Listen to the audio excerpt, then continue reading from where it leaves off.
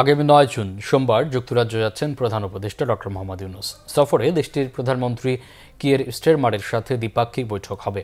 পাশাপাশি রাজা তৃতীয় চার্লসের হাত থেকে কিংস চার্লস হারমোনি অ্যাওয়ার্ড গ্রহণ করবেন প্রধান উপদেষ্টা।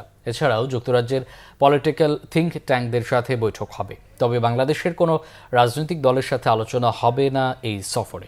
বুধবার ফরেন সার্ভিস একাডেমিতে এই নিয়ে ব্রিফিং করেন ভারপ্রাপ্ত পররাষ্ট্র সচিব রুহুল আলম সিদ্দিকী।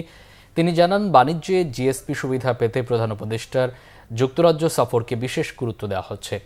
এছাড়া রোহিঙ্গাদের দেশে ফেরাতে সহযোগিতা এবং রোহিঙ্গাদের ভরণ পোষণে অতিরিক্ত সহায়তা চাইবে বাংলাদেশ। এক প্রশ্নের জবাবে ভারপ্রাপ্ত পররাষ্ট্র সচিব জানান, টিউলিপ সিদ্দিকের বিষয়টি বাংলাদেশের অভ্যন্তরীণ। তারেক রহমানের যুক্তরাজ্যের স্ট্যাটাস তার জানা নেই। জুলাই মামলায় ব্যক্তির চেয়ে পাচার হওয়া অর্থ উদ্ধারে সর্বোচ্চ অগ্রাধিকার দিচ্ছেন তারা। যুক্তরাষ্ট্রের মন্ত্রী স্যার কিয়ার স্টারমারের সাথে একটি দ্বিপাক্ষিক বৈঠক অনুষ্ঠিত হবে।